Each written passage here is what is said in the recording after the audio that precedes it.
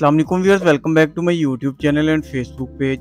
आज की हमारी इंफॉर्मेशन सैंगोबियन सिरप के बारे में होगी।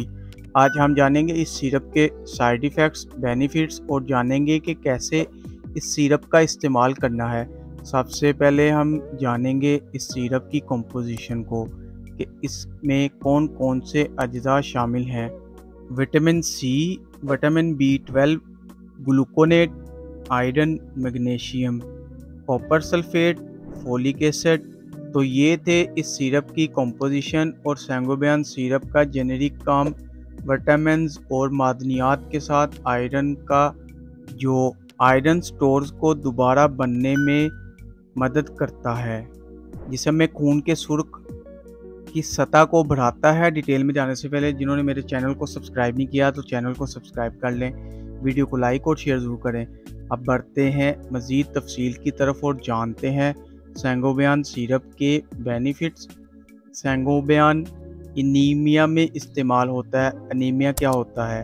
जब इंसान में आयरन की कमी वाक़ई हो जाती है तो उस बीमारी को हम एनीमिया कहते हैं, जो कि आयरन की कमी की वजह से बदन में रेड ब्लड सेल्स की कमी हो जाती है और उस कमी को दूर करने के लिए सैंगोबियन सिरप का इस्तेमाल बेहद मुफीद है।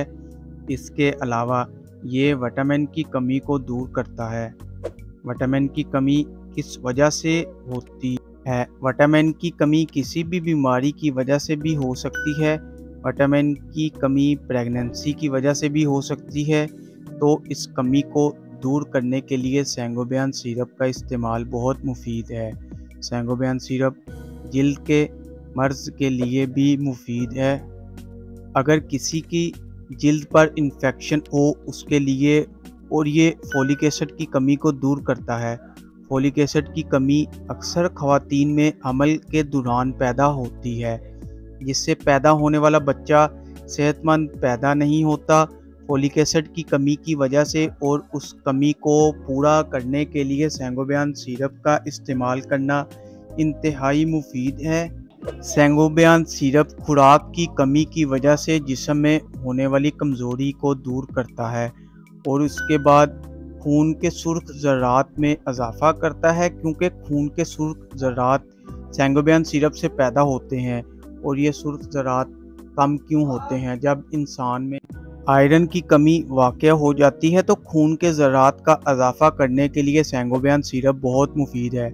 इसके अलावा अगर चेहरे पर छाइयाँ हों उसके लिए भी सैंगोबियन सिरप मुफीद है।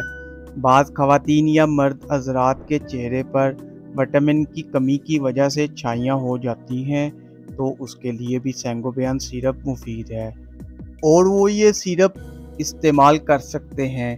इसके अलावा आँखों के इर्द गिर्द डार्क सर्कल के लिए भी मुफीद है, क्योंकि डार्क सर्कल भी कमज़ोरी की वजह से हो जाते हैं। तो ये थे इसके बेनिफिट्स। और अब आते हैं सैंगोबियन सिरप के साइड इफ़ेक्ट्स की तरफ। इस सिरप के इस्तेमाल से ये साइड इफ़ेक्ट्स हो सकते हैं: मुंह में नाखुशगवार पैदा हो सकता है, क्योंकि ये भी एक सिरप का साइड इफ़ेक्ट्स है। चक्कर आना भी इसका साइड इफ़ेक्ट्स है।